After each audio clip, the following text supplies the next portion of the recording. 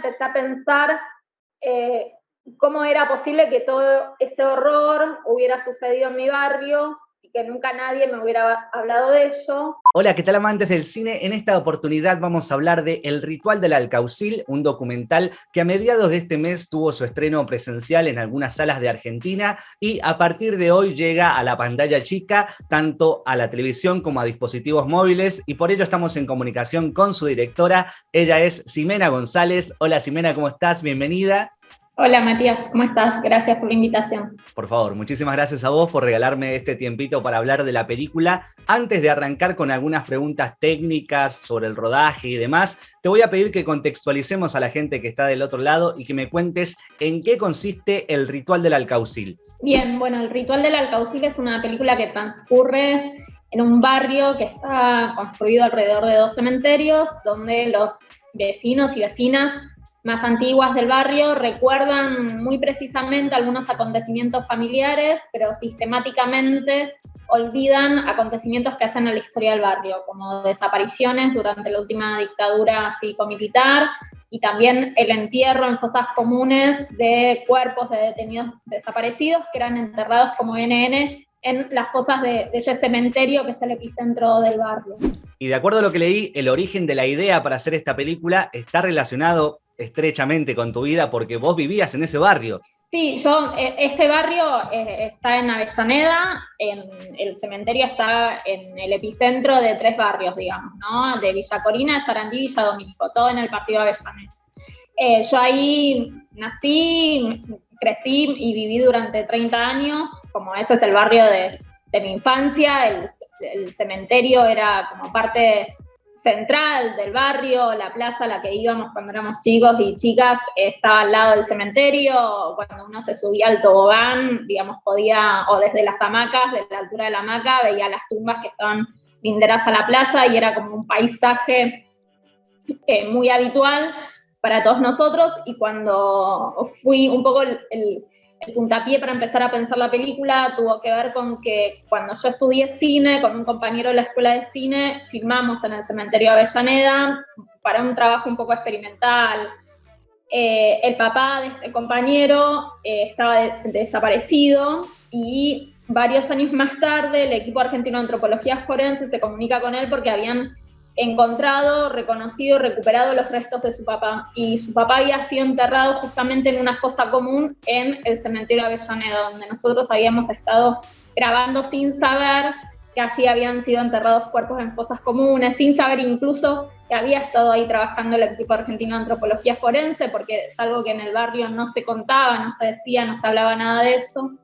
Entonces, cuando mi amigo me contó, el mismo día que me contó que habían recuperado los restos de su papá y que supo la historia de cómo había sido fusilado y cómo llegó al cementerio de Avellaneda, empecé a pensar cómo era posible que todo ese horror hubiera sucedido en mi barrio y que nunca nadie me hubiera hablado de ello.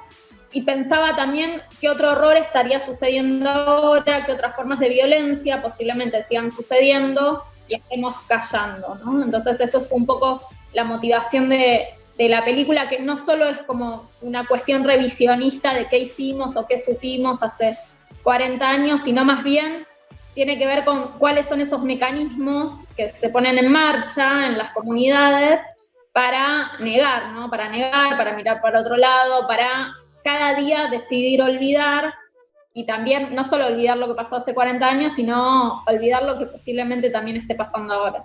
¿Y cómo fue para vos volver a filmar allí una vez que ya sabías todo lo que había pasado? Cuando empecé a pensar en la película todavía vivía ahí en el barrio. Después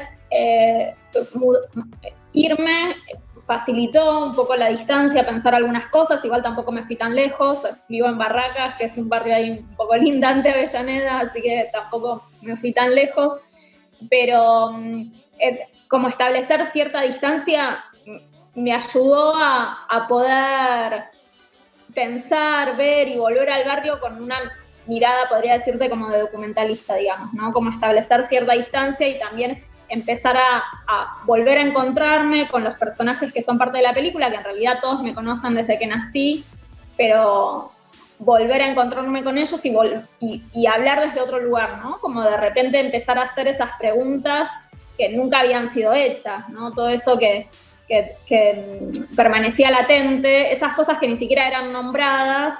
Bueno, volver al barrio para hacer la película implicaba esto, ¿no? De repente ponerle palabras a lo que nunca había sido dicho. Entonces, de alguna manera, la propia realización de la película también era como un modo de intervención sobre la comunidad, antes incluso de que la película estuviera terminada, ¿no? Como ir a ese lugar y hacer una pregunta que nunca había sido dicha y ponerle nombre a los desaparecidos y ponerle nombre a los secuestros,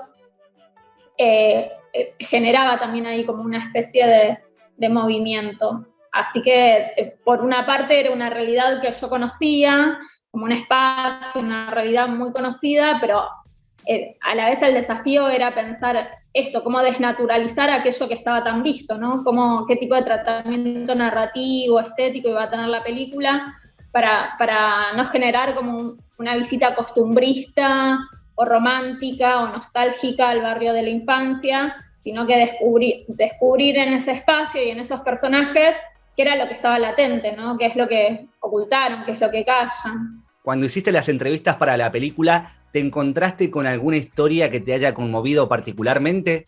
En general, casi todo lo que hablamos y lo que aparece en la película, para que aparezca algo de lo que los personajes sistemáticamente decidieron callar, digamos, hizo falta realizar entrevistas muy, muy largas. La película igual no está construida en base tanto a la palabra, ¿no? Tiene como un tratamiento bastante experimental, si se quiere. Hay algo de los testimonios, pero es como si se fueran tejiendo, ¿no? Esos testimonios no es que aparecen en entrevistas más tradicionales, pero para poder tejer esos testimonios hizo falta hablar mucho, mucho, mucho tiempo, ¿no? Con los entrevistados y las entrevistadas.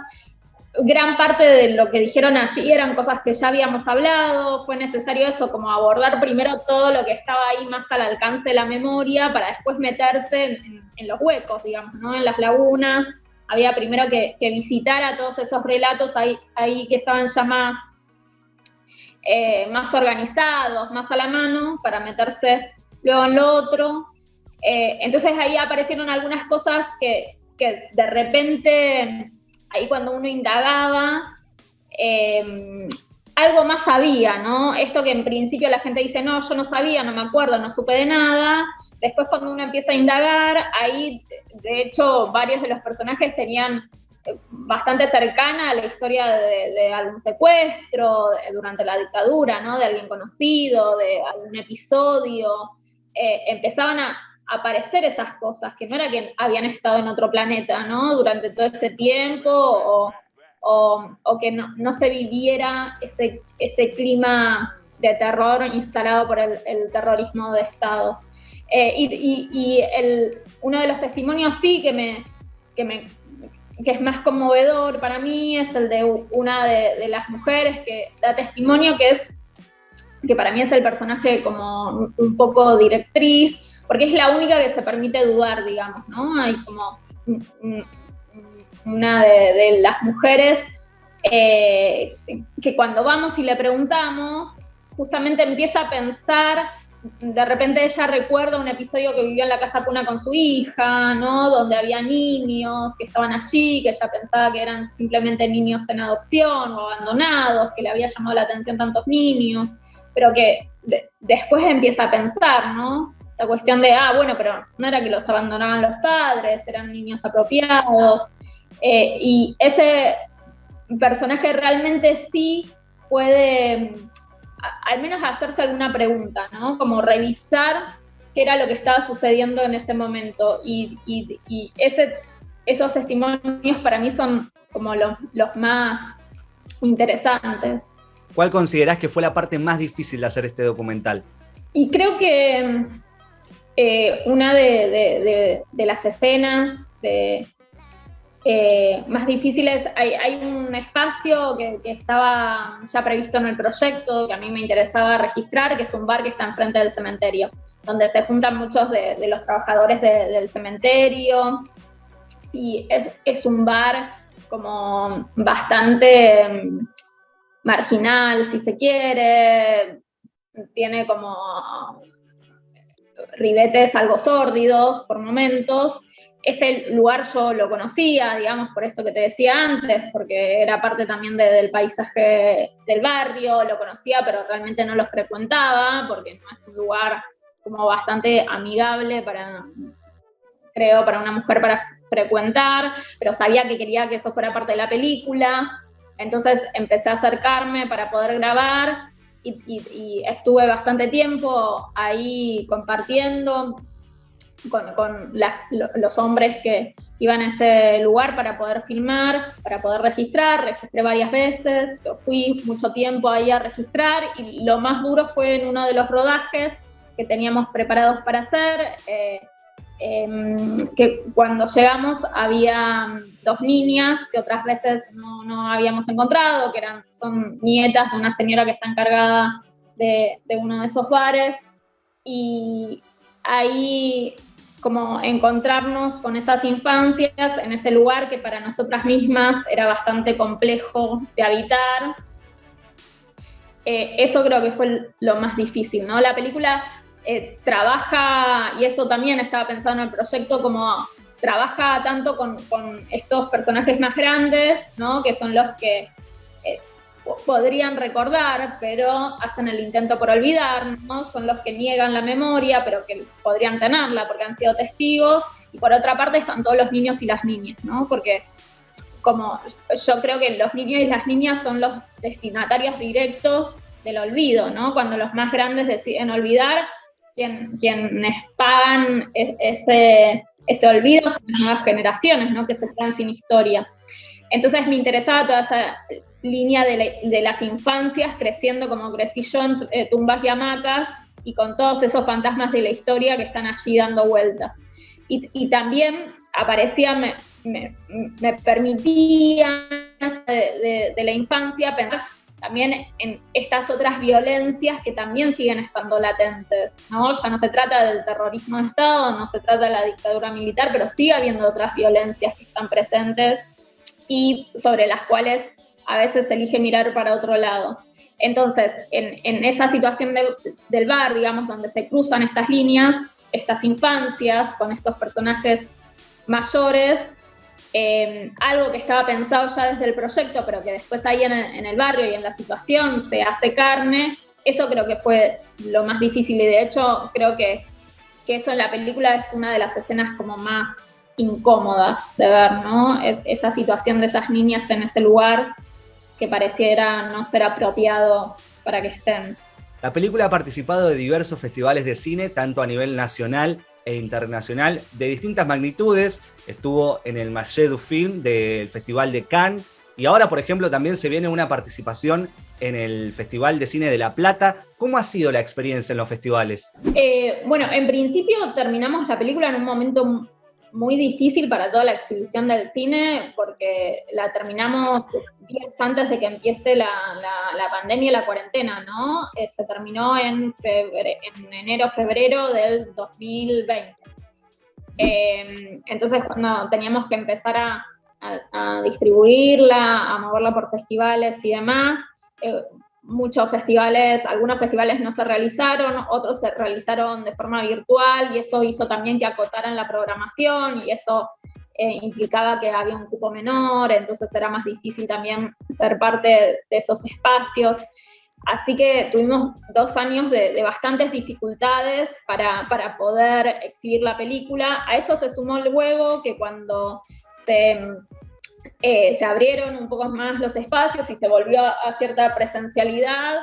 De hecho, en este momento estamos en una situación bastante grave, toda la exhibición del cine documental nacional en relación al Instituto Nacional de Cine. No hay políticas para la exhibición de cine documental. De hecho, nosotros pudimos estrenar en el Cine Gomón, pero con muchas dificultades. Teníamos una fecha de estreno que fue levantada por la gestión del instituto, porque la gestión del instituto quería que nosotros firmáramos un documento que establecía que renunciábamos al derecho a permanecer en pantalla, por más que lleváramos gente a la sala, que es un derecho que tiene cualquier película. Nos negamos a firmar, levantaron la película, no pudimos estrenarla, luego apareció otra fecha en la que fuimos castigados con horarios hipermarginales y con una sola semana de exhibición. Entonces, esto lo cuento porque en realidad no es algo que le pasa solo a mi película, sino porque tiene que ver con una problemática de la exhibición que afecta a todo el cine nacional, especialmente al cine independiente y aún más al cine documental independiente. Por suerte existen estos espacios, como decías, de festivales, de muestras, espacios alternativos. Cada vez es más difícil también proyectar ahí, porque todos los festivales nacionales han sido financiados también por la gestión del instituto, entonces se van cerrando espacios, pero hay una tradición en nuestro país y en toda la región de cine documental y de militancia para exhibir nuestros materiales. Entonces, más allá de la gestión del Inca, hay allí toda una pasión, una militancia puesta en poner a disposición del público la película. Y estábamos esperando esto también, ¿no? Poder, no solo que la película pueda verse virtualmente en festivales y demás, sino llegar a la sala, no solo por la cuestión técnica que implica, ¿no? Ver la película en pantalla grande y con buen sonido. La película tiene mucho trabajo puesto, mucho detalle en el tratamiento visual y también en el tratamiento sonoro. Entonces, no solo era importante verla en la sala por eso, sino porque ir a la sala de cine es una experiencia que es otra, diferente a ver la película en la intimidad del hogar, ¿no? Yo creo que parte de ver una película en el cine no solo tiene que ver con la cuestión de la perfección técnica, sino con la experiencia de ver con otros, ¿no? La experiencia de encontrarnos, de enfrentarnos a nuestras historias con otros, que son amigos conocidos o que son desconocidos, ¿no? Y ver allí qué pasa, ¿no? Yo creo que si uno hace el ejercicio de pensar qué nos ha pasado, qué experiencias hemos tenido en películas que nos han resultado interesantes, por más que las películas nos hayan gustado, si las vimos solos, lo único que queda es como la experiencia privada, ¿no? Cuando vemos esa película en una sala, seguramente recordamos, sí, la vi, cuando salí la gente decía, fui al baño y comentaban tal cosa, y en la sala en este momento pasó tal otra cosa. Hay algo allí del encuentro que está puesto en juego y también de la transformación del espectador frente a lo que mira. Entonces, bueno, esto era lo que estábamos esperando. En el Cine Gabón pudimos hacerlo muy poco, por suerte ahora vamos a tener algunas funciones presenciales en el Festival de Cine Latinoamericano de La Plata también, así que ahí estamos convocando para que la gente pueda ir a La Plata, y estamos esperando y estamos abiertos también a que cualquiera que tenga un espacio cultural de cine, proyecciones, que le interese la película, está la película a disposición para proyectarse y el equipo también para ir a acompañar. Bueno, esperemos que del otro lado estén atentos ante este ofrecimiento. Por lo pronto, la película se va a poder ver en televisión, como decíamos al principio, y también en una plataforma de streaming. ¿Dónde se va a poder ver concretamente? Contame eso. Y también, ¿qué recomendaciones le darías a la gente para que disfrute la película de la mejor manera posible, teniendo en cuenta que fue hecha para verse en cine? Bueno, ahora a partir de estos días la película va a estar disponible en Cinear Play, que es la plataforma virtual del Instituto Nacional de Cine. Ahí la película va a quedar a disposición para todo el territorio nacional y creo que desde fuera también se puede acceder. Ahí la película se puede ver de forma libre y gratuita, solo hay que entrar con un mail y se puede ver la película. También va a tener un par de pasadas en Cinear TV, que es el canal del Instituto de Cine. Eso también, lamentablemente, tenemos algunos horarios bastante marginales, pero esperamos que pueda haber nuevas repeticiones. Bueno, aparte de esto están un par de festivales, como el FESAL, también el Festival La Muestra DOCA, que se va a hacer en diciembre. Hay uno en la Patagonia también, que se va a realizar en los primeros días de diciembre, que ahí también se va a poder ver la película de forma presencial. No sé si me estoy olvidando de alguno, pero más o menos esos son. Y después, para quien no pueda acercarse a la sala, posiblemente también se programen algunos espacios Inca. Y la recomendación, bueno, en principio claramente es no verla en un celular, ¿no? Recomendaría en lo posible que pueda verse como en un lugar que se aprecie un poco más, pero como te decía antes, no solamente por una cuestión de purismo, porque si no realmente hay como unos sentidos que están puestos allí en ese trabajo visual y sonoro que se pierden. De hecho, hay gente que ha ido al Cine Gomón a ver la película que ya la había visto y que ha comentado eso, ¿no? Que claro, que descubrió cosas nuevas, que no estaban presentes en el visionado ahí en un dispositivo. Y aparte de esto, recomiendo compartir la película, ¿no? Compartirla, verla con alguien, hablar de la... Por más que no les guste, yo espero que les guste, ¿no? Pero incluso si no, me parece que una película cobra entidad también cuando es narrada, ¿no? Cuando se vuelve parte de nuestro relato, cuando algo nos pasa con esto, cuando nos conmueve de cualquier manera, ¿no? Cuando nos enoja, nos inquieta, nos apasiona. Entonces ahí creo que la mejor recomendación que puedo hacer es no quedarse con la experiencia íntima e individual de ver la película, sino de poder compartirla. Muy bien, Ximena, no sé si para cerrar querés agregar alguna otra información que no te haya preguntado, si querés aprovechar para mandarle saludos o agradecimientos a alguien, dejar las redes sociales tanto tuyas como de la película o la productora, para que la gente esté al tanto de las novedades, de en qué festivales se va a ir proyectando o lo que sea.